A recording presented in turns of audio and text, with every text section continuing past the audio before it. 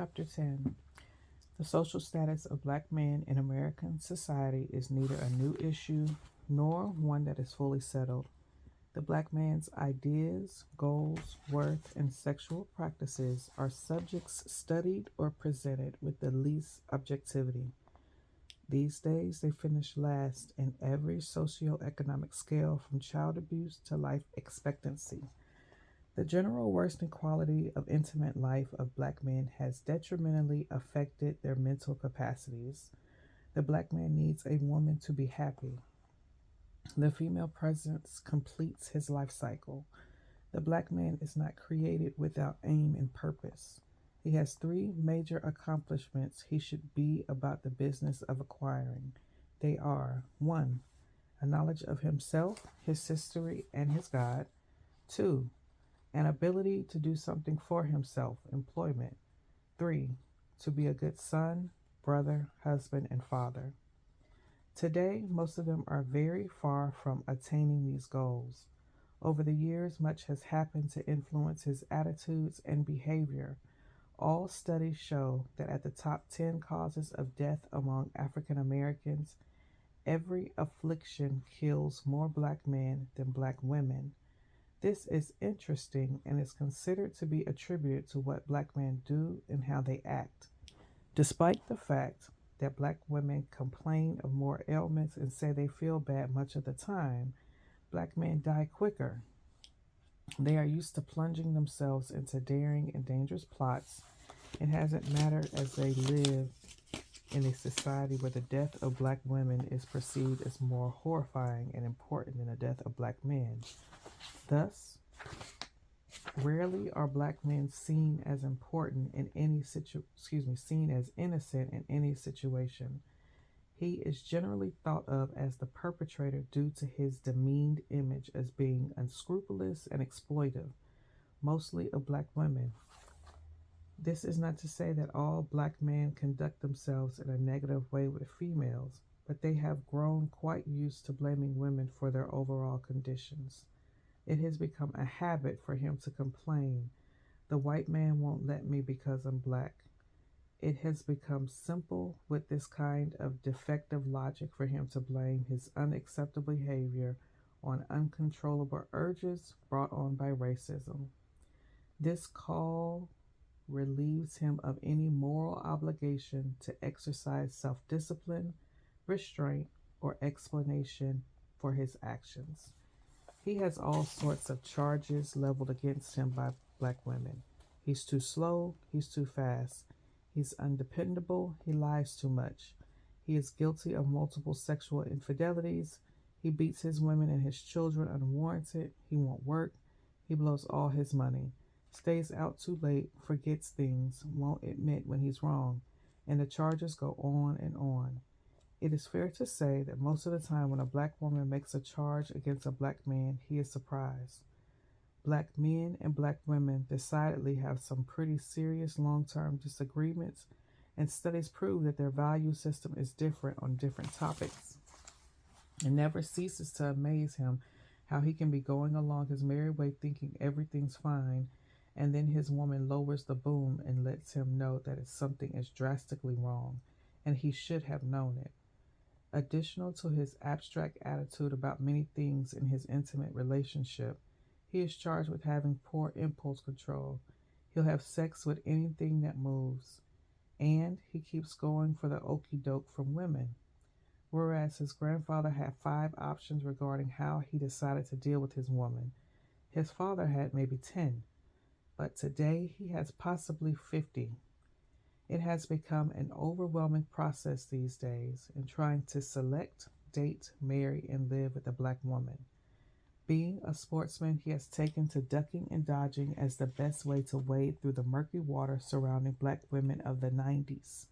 It's safe to say that he doesn't know quite what to do to be accepted or confident in his dealing with females. The pressure of this predicament leads him to deception and irresponsibility in his personal affairs. A lot of his confusion today resulted from his choices in the 60s.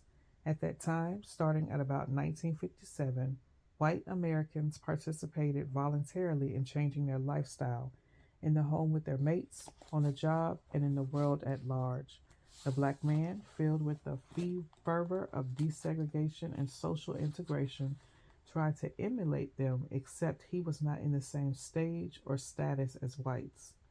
The 60s produced the idea of self fulfillment and individual choice. To the previously denied black man, this meant acquiring material goods, following his impulses now unrestricted, and expanding his appetites on every level. The women's liberation movement of the 60s allowed both males and females to experience more freedom of choice in all aspects of their life. The women's lib movement gave black women the right to deregulate the home, permitted promiscuity with white men, gave them a more aggressive mouth and more freedom of motion. The black man made similar changes in his lifestyle, mostly as a predator. He was free to hunt down every and anything he wanted to satisfy his emotional needs. These needs were undirected, unrestrained, and random. He thought he was free. He could now accept or reject the idea of marrying a woman he got pregnant. He could enlist or object going to war. He could pursue the white woman. He could frequent any restaurant, nightclub, department store, emergency room, or personnel office he chose. He had never had it so good. This so called period of sexual revolution also allowed him to openly flirt with any homosexual tendencies he had. Black women were plentiful. Politicians were rapping, and the music was good. He was in and out of love at will, and no one could stop him. His love life was definitely one area of his existence that he could have complete control of. The white man, he thought, could not go into the bedroom with him, and this was a place where he was the boss, completely in charge, and he perfected it. It was the one area he could excel in that was uninterrupted by outside entities. He went in and out of personal relationships with women at any speed he chose. He sired children and sometimes never looked back. He was in a time and place of discovery. As the national options for morality expanded, family and home systems broke down further and further, and by that time the balloon was completely deflated. So was his ego. All the trappings he counted on to support his freedom of choice disappeared. He found himself on a new path, one that was paved in hostility. His time was up, and he had not done what he was supposed to do as a son, a brother, a husband, or father. As the American world returned to a hostile place filled with poor nutrition, inadequate health care, substandard living conditions, unemployment, and poor education, he felt trapped and confused. In 1977, more black men died in homicidal incidents than during the entire 10 years of the Vietnam War. A new variable emerged. He had begun to kill himself off. None of this was good news to his woman, who often bore the brunt of his societal and community rejection. He had tried many things: drugs, pimping, working in the system, the military, college, religion, and all of them had proven themselves either not to be lasting or unsatisfactory. In his trying to settle down and have a wife and family, he found that he didn't know how to do so. He was unsure of what to insist on and what to allow to go on in his home, especially with his children, so he left that up to his wife. But those who worked hard to provide for their families were determined not to give up their children to female headed households and to the welfare department and all of its associated negatives about him as a father and man. In the case when he did marry, he tried to square up, to meet the occasion, and handled it for as long as he could. Black men have quicker physical reactions, and black women have quicker emotional ones. And by that time they both came through the 60s and 70s, the cards had been completely reshuffled, and neither one of them knew what the new deal was. The game changed. The double standard fallacy. Black men have heard much about the so called double standard, about him being able to do things, go more places, date women, stay out late, and have premarital sex more than black women. True. Black mothers have also have always tried to persuade their daughters from giving up their virginity at a young age, not getting pregnant, or staying out late. It has been to no avail because when black men are out late fooling around doing anything they shouldn't be doing, they are with black females. So if the women are available to them while they are receiving more social benefits in the world, then there is no effective double standard. Men and women have always had access to each other. Even if the female is told not to have sex and the male is urged on to do, they manage to get together anyway. Perhaps black males have had more options regarding the results of their behavior. Since they do not get pregnant themselves, they are able to move ahead with their lives relatively unaffected unless irate parents insist on marriage or child support. So obviously, the same number of black females who obey house rules and don't have premarital sex is equaled out by the black females who place themselves in spots to do just that. The male mammal has always had more freedom to roam and investigate out of doors than the female. As a boy child, the black male experiences his first sexual encounter about the ages of 11 through 12. If he is in a poor urbanized environment, he does so about the age of 8 or 9. So black daughters are available throughout their entire lives.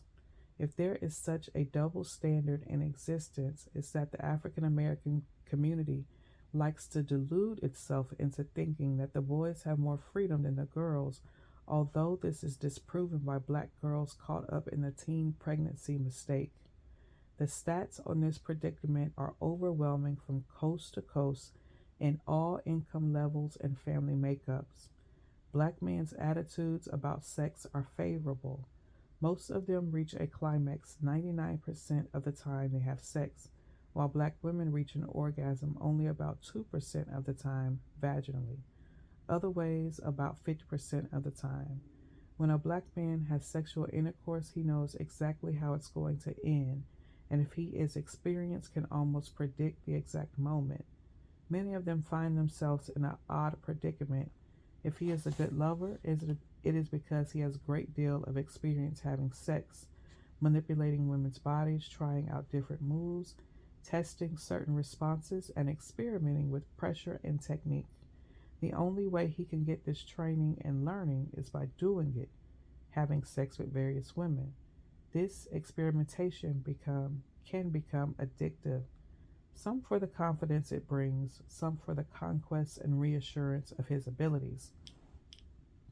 It would be rare to find a black man who is expert in bed who only has one woman. Of course, there exist black men who become a little uncomfortable in bed, even if they want to do it, and therefore give little thought to whether or not the female partner is enjoying the act. The black man is sometimes irresistibly drawn to black women who project themselves as being weak, mild mannered, soft spoken, shy, or withdrawn. They see these women as needing to be taken care of. They see a chance to protect someone and not to worry about her getting out of hand. By the time he learns her meekness is really passive aggressive behavior, he's usually already in much deeper, sometimes even married, than he desires to be. This puts him on the prowl again. Many black men consistently choose the same kind of women over and over. They are looking for something, usually something that doesn't exist in real human nature, but they look on regardless of this fact. Sometimes they are in a situation where they are emotionally brutalized and that they give up their manhood and allow themselves to be manipulated, directed, told what to do, give up all their money, and obey all orders from their wife, no matter how distasteful to him it is. His inability to be honest with his woman or with himself leaves him spent and impotent. This unnatural fear he has of women is derived out of his fear of being rejected, insulted, verbally attacked, or ostracized. In mammals, the animal who is solely responsible for feeding and taking care of the offspring is more viciously threatening. The black man bears the brunt of his situation somewhat with black women. Having to root for food and shelter requires a female to take on survival skills ordinarily left to males of every species. His inability to articulate his grievances with his woman is another reason for his quietness. He has been fooled by the woman's lib cries for equality. He has psychologically bought into ideas that now prevent him from speaking out. He has convinced himself that matters of great essence concerning his manhood are not important and that it is unfair for him to force his value judgments on his mate. He trembles at the blow up he knows she's going to have if he mentions certain things. Sometimes he is afraid that the woman will leave him and demand huge sums for child support, will take the house he has been paying for and living in for long years, will divorce him and get everything, including his car, or that his mate will just leave him and go find another man to satisfy her. He also is afraid of rumors that women in his circle may classify him as macho and demanding. He feels that as long as he doesn't rock the boat, he can keep on selling and express his frustration in other ways in other places, sometimes involving another woman and sometimes not. He knows that the black woman has the white man and his institutions on her side, and whenever he backs her up against the wall too far, she can always cry out for help, and that'll come. He is relegated to a piece of only slight importance to her if it comes down to who is going to have their way. If he wants a traditional home and family life, his woman rebels and doesn't let up the pressure until he gives up his old fashioned ideas and ideals and gets with modern times. Some black men have opted to stay home, keep house, raise children, cook, and be a brother mom because their women are very aggressively opinionated, constantly vibes with him to be the boss, and if he's out of work, she convinces him it's the least he can do to help out.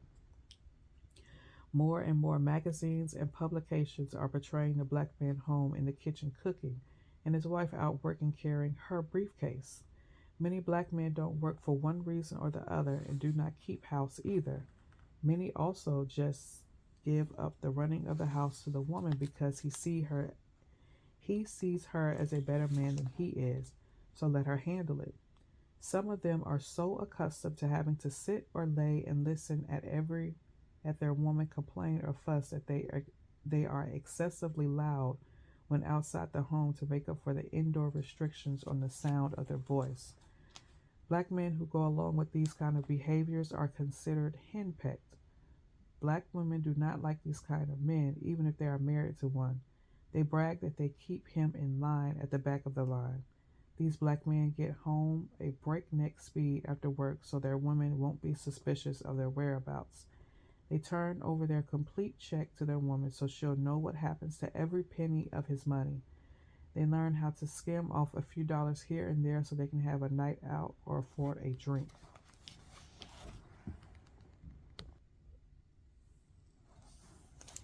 They are totally restricted at home from expressing their manhood in any way, shape, or form. Sometimes they roam the clubs, bars, or streets, and even though married, behaved as if they are love starved and sexually deprived. They beg women and jump at the slightest chance they think they might have to get a strange woman in bed. Most of the time, when a black woman contracts a venereal disease, it is from a man whom she considers her steady sex partner, a man whom she thinks he is not sleeping with anyone else. The biggest disappointment a black woman has when a black man gives her a venereal disease is that she expects him to at least be careful about the women he is dealing with. Venereal diseases are still wrongly considered a result of filth or generated only in dirty people. While this may be true in some cases, doctors claim that the bacteria causing sexual infections routinely originate just from the normal mixing of body fluids between two people with different diets, hormone levels, straining during coitus, and not urinating after sexual intercourse. He is very much embarrassed about contracting a venereal disease and more apt to get more angry than anyone else. Whichever partner gets it first thinks that the other partner knew that they had it and didn't tell them. To keep quiet about their infections, black men develop underground means to obtain penicillin, tetracycline, and other prescription drugs so that they do not have to go to a physician and have a record made of it. Few black men go home and tell their wives or their women right away that they have an STD infection. Admitting this kind of guilt is out of the question. Whenever they do advise their regular mates, hell for days is surely to follow. It is a very embarrassing ordeal for all concerned. Black men do not like women who criticize their principles. If he has any on a particular topic or personally attack him, he does not like accusations or being presented with proof of his inadequacy about something. And he does not like being called a liar, whether he did or didn't. Some black men never telling a lie or misleading a woman, even if he is directly caught in one. He rarely admits to it. By not admitting that he lied about something, it keeps him from having to explain why he did. By not admitting the lie, he keeps his woman from inflicting punishment on him for doing so. It keeps the issue at a standoff. He figures if he never admits it, he can keep the upper hand. Black men report that at some time in their relationship they did admit to a lie and their women never forgot it. They say living with a woman who heard you say you told a lie is the worst hell of all. By not admitting an obvious lie, he takes on an aura of rascability, and soon the lie is either forgotten, turned into a joke, or never done again.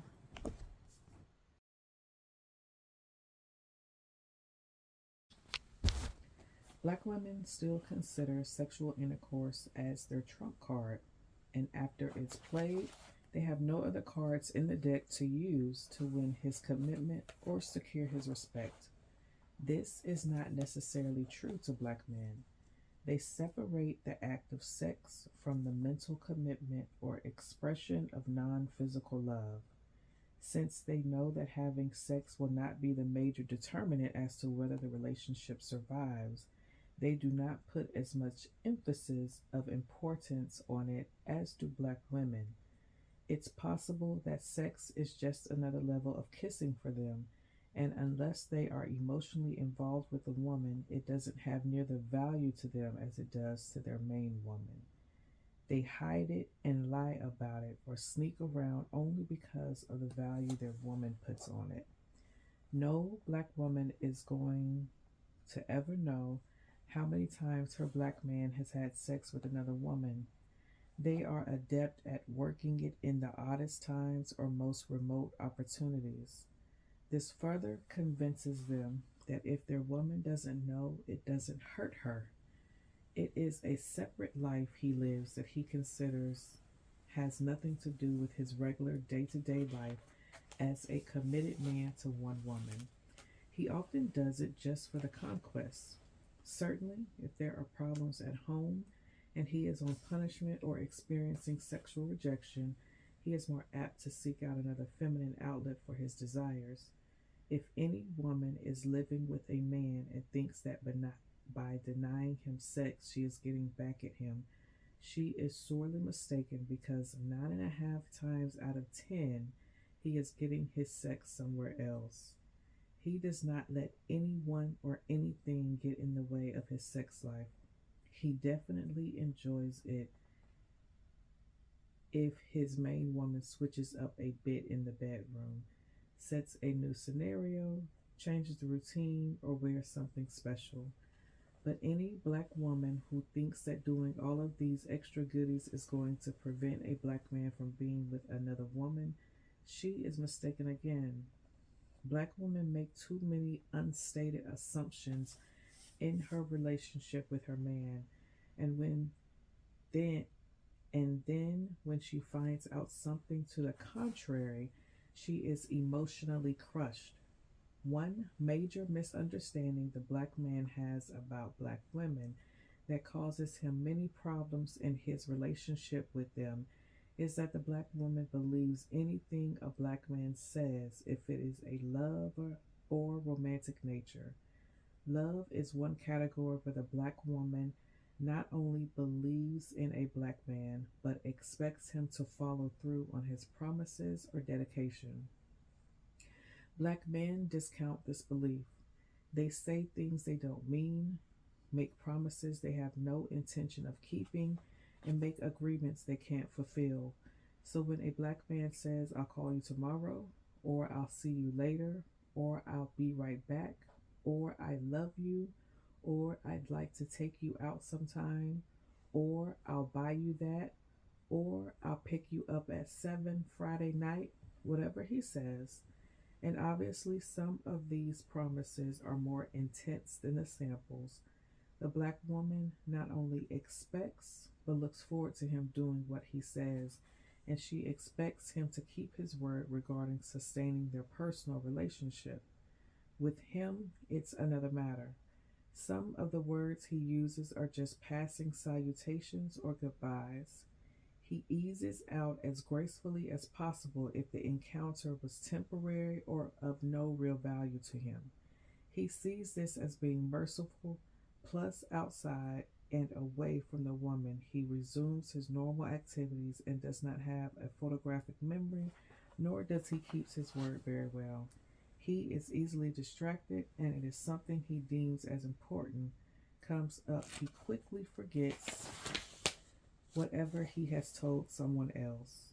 He is not intentionally trying to disappoint others.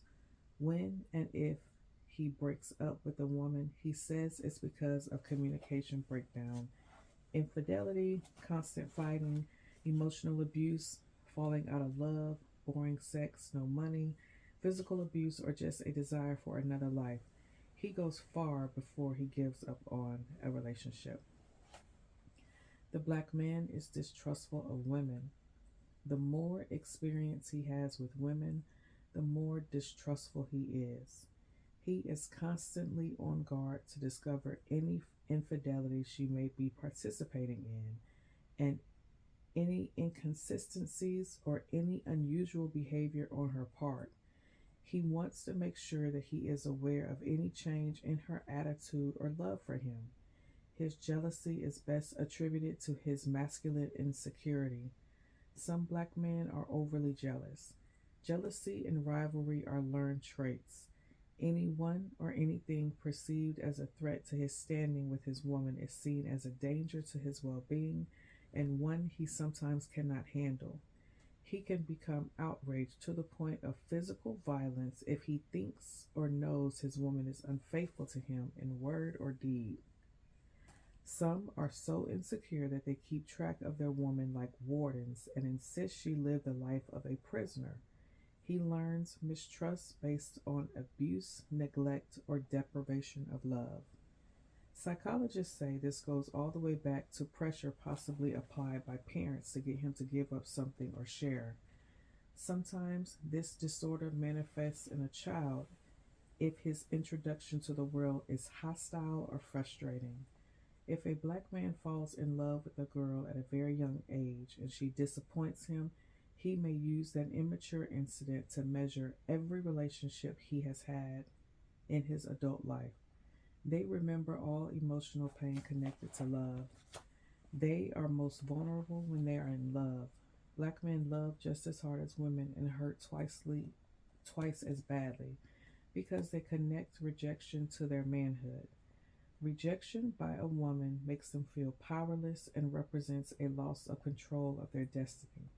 Often, his rampant emotions lead him to terrorize or harass a woman who has rebuffed him. It may even lead to him go to insane and kill the woman or her new man, or both of them. Black men are often more deeply emotional dependent upon a woman and the relationship they let on. They have never been taught how to channel their frustrations or solve out problems with their women before they reach the crisis stage. Part of their frustration is that the black woman is emotionally undependable, so he has a difficult time understanding her or trying to calculate if she is serious when she says or does something. Her being consistently inconsistent makes him worry and suspicious of her real motives because every time he starts to believe she is one way, she turns out to be another. They are more dependable and steady in their behaviors. Even if wrong, it can be assumed that he is being for real and not putting on an act. It is said that women mature much faster than men. This difference in level and speed of development accounts for many of the disagreements in his personal affairs. Plus, black women tend to read more and will adjust their attitudes or beliefs according to latest feminist trends or an idea she got from a movie or TV. It is no wonder black men are so confused about where they stand with women and how they should deal with them. Black men say black women close in too fast, get serious too quickly, are or over anxious, start making plans, get too possessive, or entrap them by pregnancy. He is not always trying to form an intimate relationship when he turns to a woman for conversation, advice, or psychological comfort. Black men naturally turn to black women for understanding. So do other black women. Women talk about personal issues, advise, and comfort each other easily. Black men, because they have been trained to not show certain kinds of emotional vulnerability, tend to only speak in detached statements about their personal involvements when speaking to other black men. None of them want the other man to know that they are strung out in love with a woman or in a situation they don't know how to handle. This they think this they think means they are weak in some way. Unless he consults another black man 10 to 20 years older than him, he is apt to get the wrong advice anyway. Youth and experience do not coexist. This is why a man comes into his real understanding of women at age 45 and above. He is most attractive over 45. He is more steady, sure of himself, and more importantly, sure of black women.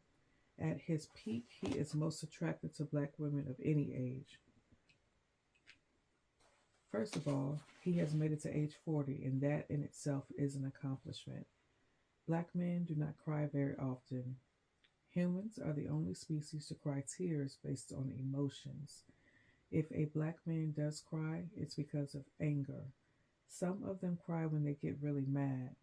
They are also known to cry under frustration or stress, failure, death, or under pressure to get sympathy. They do not cry at movies or about TV shows when they are successful or just feeling good. These kind of emotional tears are almost strictly feminine. At least they think so. The black man who says he wants an independent woman is lying. If he says this, what he means is that he wants a woman who is financially independent so she does not count on him for money. Black men are not making a lot of money these days, so if he has a woman with her own separate source of money, this relieves him of a lot of pressure. If he is disappointed in himself or depressed about his prospects for the future, the woman's independence is felt as threatening. He lives in a society where money is the measure and means to advance in society. So if he doesn't have any money or enough money, he knows his value diminishes in the sight of a black woman. This independent thing has gone much too far.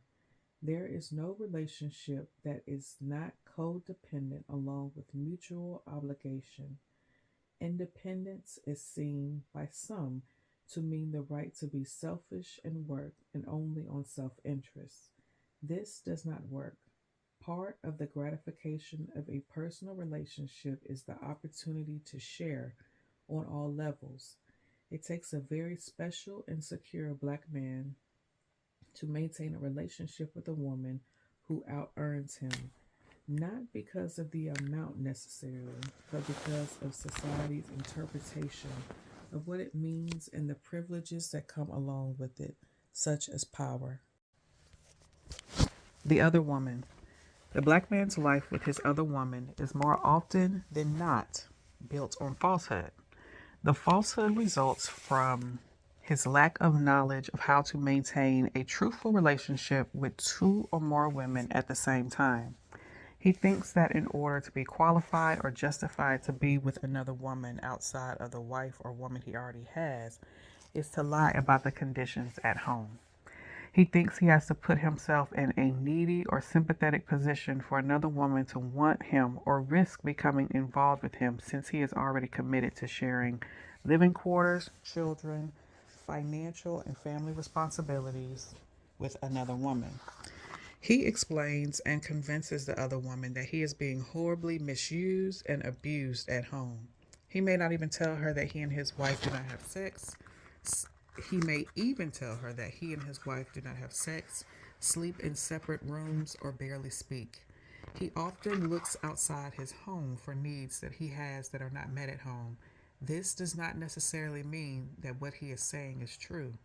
He gets another woman if things are unhappy at home, but he is just as likely to get one of things or what he may consider boringly happy. He is unpredictable in these instances. His requirements for the other woman is that she must be constantly delightful to be with in order to transcend him out of the gloomy life he has at home. She must adorn him with special attention in his food, bath, clothes, or skin, or any other way she can soothe his pain of living with a woman whom he swears he doesn't want.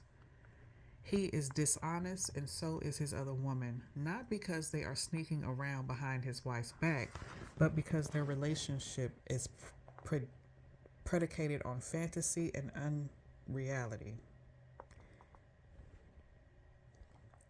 They show each other only their best side. There are no other responsibilities to each other, therefore, routine or occasional conflict does not penetrate their little world of total happiness and satisfaction. The relationship with the other woman consumes his spare time and interest. Her place becomes his sanctuary. He can always go there and be welcome. He can soothe her for the sacrifices she makes for him in not being able to go certain places or do certain things. But as long as they can be together and share intense, mind blowing, uninhibited sex, they are both satisfied and believe they have something of value to hang on to. If he has any money to spare, he helps his other woman when he can. He gets to know her children, if they has any, and all the rest of the friends and relatives. The deep-seated longing to be together, plus the fact that no matter what he goes through at home, he knows he will eventually break free to go to a place where he is valued and nearly worshipped, help him make it through the days and nights in between seeing his other woman. He is careful about phone calls. If he misses a date or special holiday, he makes up with some get down sex worthy of being carved into the Hall of Fame. Since the relationship is not based on truth, he must continue to devise horror stories of the monster wife. He may even tell the other woman that when the children grow up, his wife finds a job, he makes more money, when the bills are paid, his baby gets well, or when the cow jumps over the moon, that he is going to leave home, preferably to marry the other woman and live happily ever after. Fat chance. When this does not happen, even at intervals, the other woman thinks would be the perfect chance for him to make his break. The second level of this clandestine relationship goes into effect. This is the level where small quarrels break out between the man and the woman because of two things. One, the woman starts to suspect the obvious that he has no intention of leaving his primary family, and two, she starts to think that he's a fool for staying in a situation he claims is so bad. The other woman starts to know too much about his personal life and starts to think that he's a fraud and possibly deserves to be treated bad by the wife at home. She may start to put more strident demands on him, requesting items, deadlines, or activities she knows he can't possibly meet in the situation he's in. She starts to try to force him into a position where he has to make a choice. The black man sees all of this happening and takes it as his cue to possibly pull out for a while, or take a chance and do something special for her, like spend the night or take her away for a weekend to reaffirm his unwavering love and negotiate for more time. This works for him several times until the other woman concludes that this black man is just running a game on her. It can get really ugly after this point, depending on how vindictive the other woman is. All of this is avoided when the man comes straight with the truth that he is not leaving his wife and family, explains how much explains how much time he has to spare for a second relationship, and does not tell very much about his wife or home life. These kinds of black men are rare indeed. Many of them like the suspense, mystery, and intrigue of sneaking. It's a challenge to them to try to juggle both sides of the universe. He's under extra pressure at home during this time because he has to be on constant guard not to do, wear, say, or mention anything not pertaining to his home affairs. Black men can carry on a lengthy affair like this for years. Some of them can only pull it off for a very few months. Whenever his wife at home becomes overly suspicious, he lays dead for a while until her calm returns. Many times, if he thinks his wife suspects he has another woman, he will make love to her right before going out, which is supposed to transmit a message that I'm having sex with you to get this over with so you'll know I'm not going to have sex any place else. This is a lie. A different situation and different women can inspire him to readiness all over again, even in the same night. But he sees this as reassuring to his wife at home and offers it to her as a comfort. Or he'll do the opposite. After coming in late, he'll make love to his wife so she won't think he's been out having sex with another woman. He has to keep up his routine at home no matter what. Truth of the matter is that he usually has a regular ongoing love life with his wife and takes care of her needs, therefore embarking on any others so as not to disrupt his home life. Black men who are married also will hire the random services of a prostitute for a few moments of detached sex. These days, he says he uses condoms more, but they don't like them because they interfere with the real feeling he wants of flesh next to flesh. When a black man has another woman and moves into her life as her man and husband, it is a different situation. He is the maintainer of the woman and provides her with guidance, security, gratification, and helps her raise her children. He may even have some there of his own. In this kind of situation, both his woman and both homes know about the existence of the other one. He'll bring his children together if he can and do his best to deal fairly in each location. The most interesting thing to note about this intimate relationship with women is that women are interchangeable to him. He seeks out a good woman, one who is decent, responsive to him, respectful of him, raises his children well, is moderately attractive, doesn't hassle him, cooks well, keeps house, is fairly neat, is honest, fidelity-wise, and has a personality that is pleasing to him. The ironic part is that other than satisfying certain needs, she doesn't have to have any special qualifications as far as looks, size, or shape is concerned. He just wants whatever he deems as a good woman. Certainly, if possible, he would like her to be exceedingly attractive, but since that possibility is usually a little remote, he accepts the woman who accepts him. In other words, if the woman has her basic act together, one woman is just as good as the next to him. If she appeals to his masculine nature and proves to be sincere, he'll settle down with her and try to make a life with her.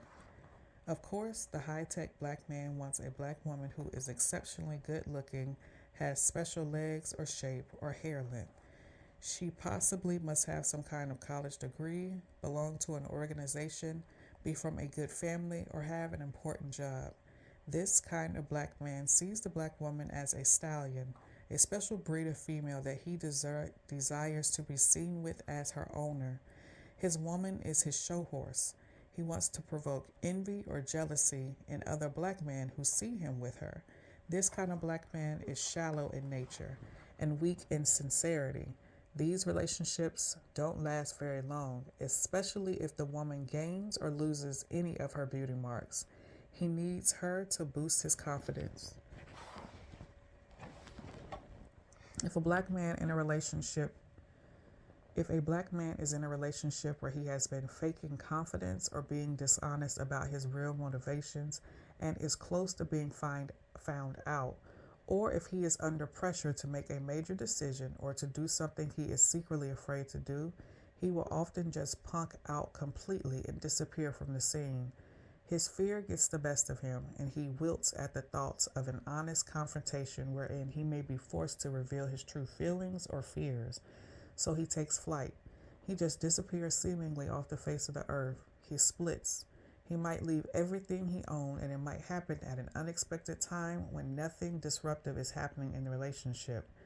This kind of black man has to break free to be his real self. The self is manufactured to be with a certain kind of woman can no longer be upheld, so he breaks.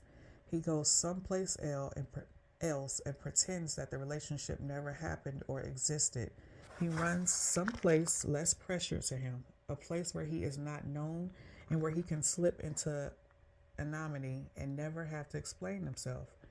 This black man is sad. He is sad because he has to live with his failure to thrive in a situation that he obviously lost control of and allowed to control him. He is never the same after each of these exits. He has to make up a new lie to tell himself.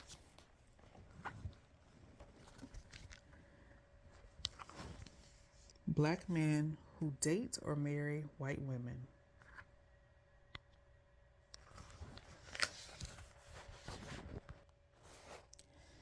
Up until 1967, black men couldn't marry white women in the South.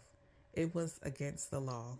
As physical institutions became less threatening due to desegregation rulings, the social institutions also crumbled, and black men began to stalk the white woman in droves in an attempt to 1. Finally get their hands on the one female they'd been denied, 2. Be different and to prove to whites that he was serious about integration and to improve his status in the world. The release of Spike Lee's movie Jungle Fever reopened this issue about whether or not black men should sexually integrate with white women. The recent census discovery that over 60% of black females are single, widowed, separated, and divorced confirms both the shortage of black men and their absence from the home. The University of Chicago released their own deadly stats from a private study. The problems of the black man in America are known all over the world, and they are ignored for the most part. The black family is shattered. Black men and boys continue to die, mostly of the whims of each other, and neither the sisters of the brothers have collectively confronted these tragic happenings. Black men who historically have exerted special strength in times of national conflict are unusually quiet, disinterested appearing.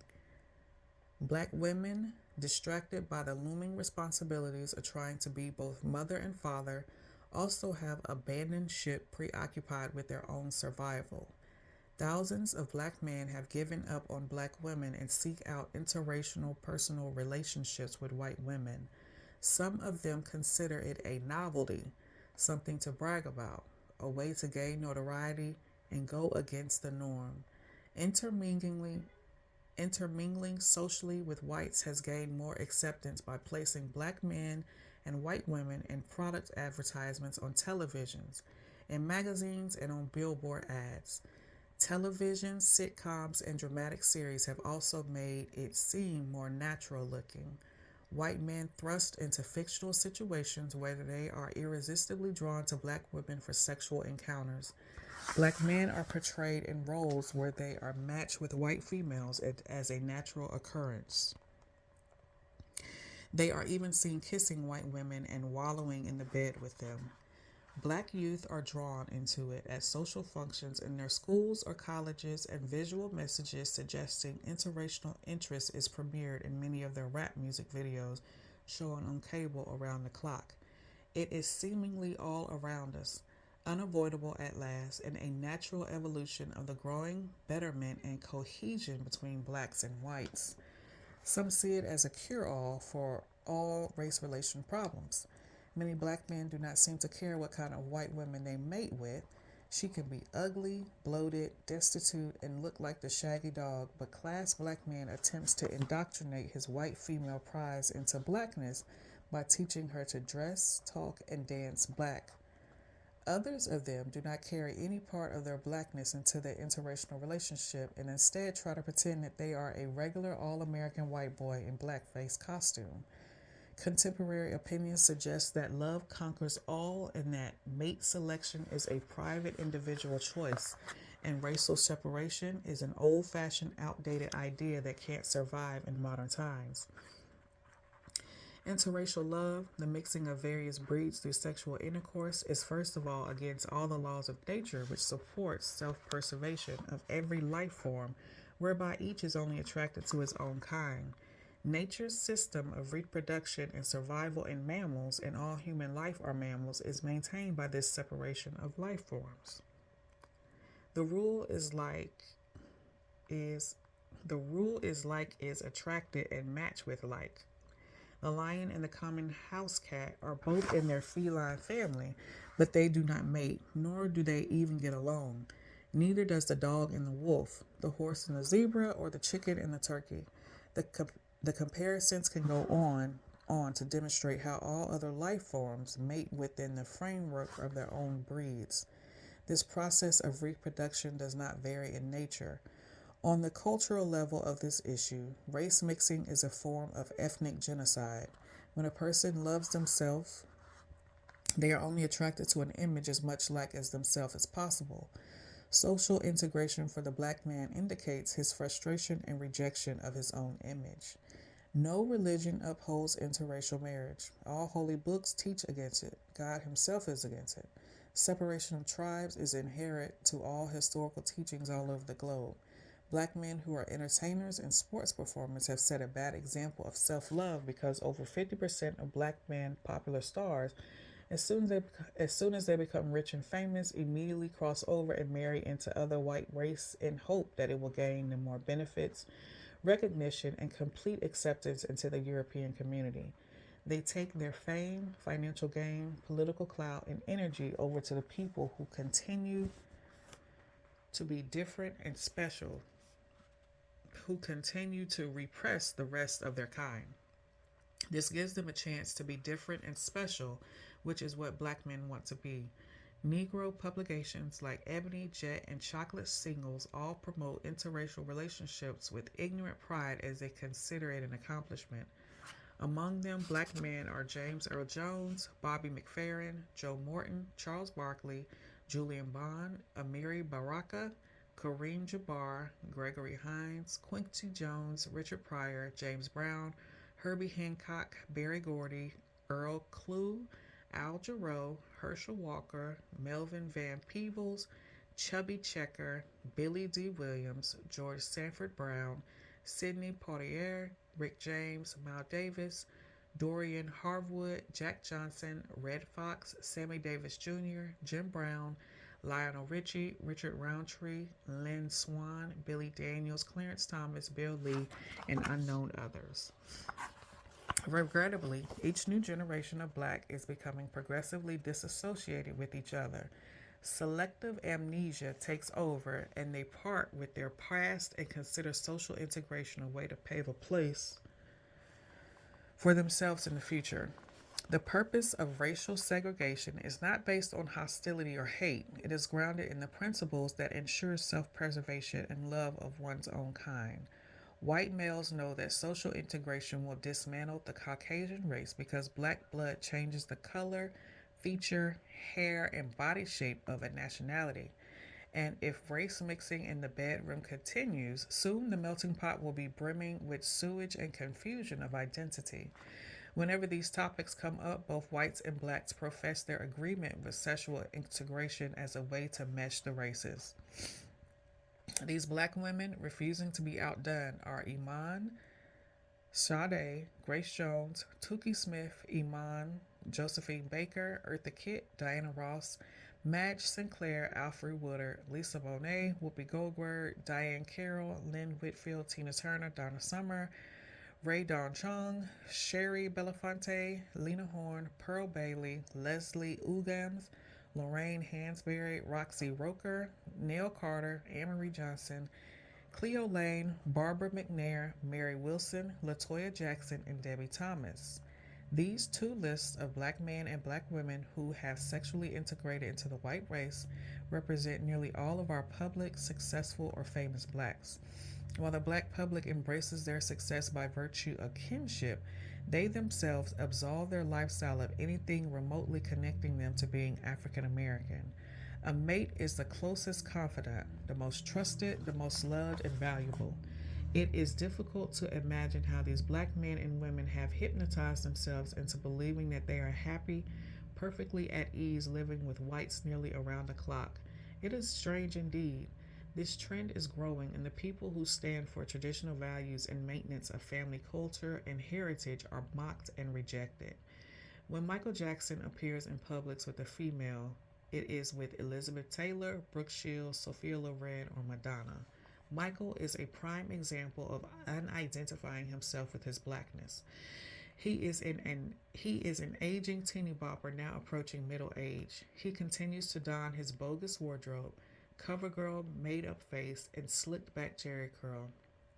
Blacks know little of Jackson's real personality, but there is no doubt that he has no idea who he is or that he is black. When questioned, these race mixing black men claim they just fell in love and that there's no difference in loving a white woman than a black one.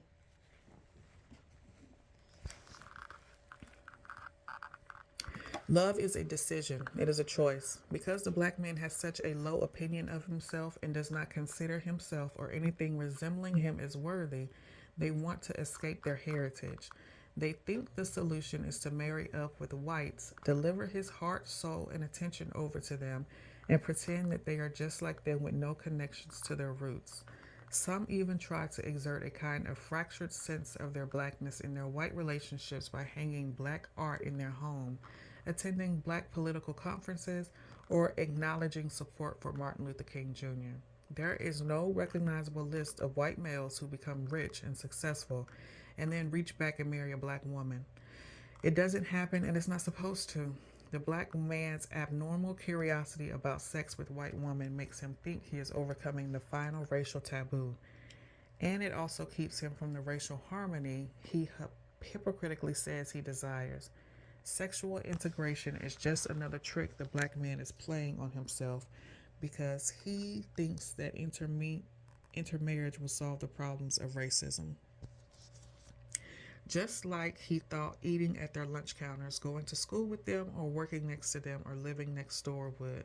That all failed too. Michael Jackson is the most prominent black man who disavows himself from other black people. Michael knows that he wouldn't last 10 good minutes among the brothers if he showed up in that prissy looking gear he wears, with his white socks and eyeliner makeup. This black man is so confused about who he is that he has gone through surgical torture of having skin peelings and pigment bleaching done so as to scrape off his black skin cocoon and emerge as a white butterfly. He used to have a black shaped nose until he got enough money to have it chiseled down to a beak like point. Michael doesn't appear on talk shows, does not attend black events unless they are frequented and sponsored by whites, and has never been seen in public hosting a black woman since his rise to mega stardom. Currently, he has a new flashy video out where he prances around flinging his hair and twirling in circles, singing everything about it doesn't matter if you're black or white. Everybody in America who knows anything about Michael Jackson knows that he does not believe what he is singing about. It is difficult to conceive that a black man who would go through so many changes as Jackson has undergone to give up looking black now believes that it doesn't matter. It matters so much to him that he now looks like an artificial mannequin, a wind-up toy. He is a very sad example of a black man whose masterful talents removed him from reality. He is afraid of his own kind. Black men who are excessively jealous, another warped category of misdevelopment, behave very badly when under the influence of these jealous emotions. They have been known to go to many extremes to punish a woman whom they are jealous of. They unmercifully beat her, check on her whereabouts day and night, follow her around, call her every hour, terrorize her, show up on her job acting a fool, embarrass her in public, shoot her, stab her, and make her he life a living hell.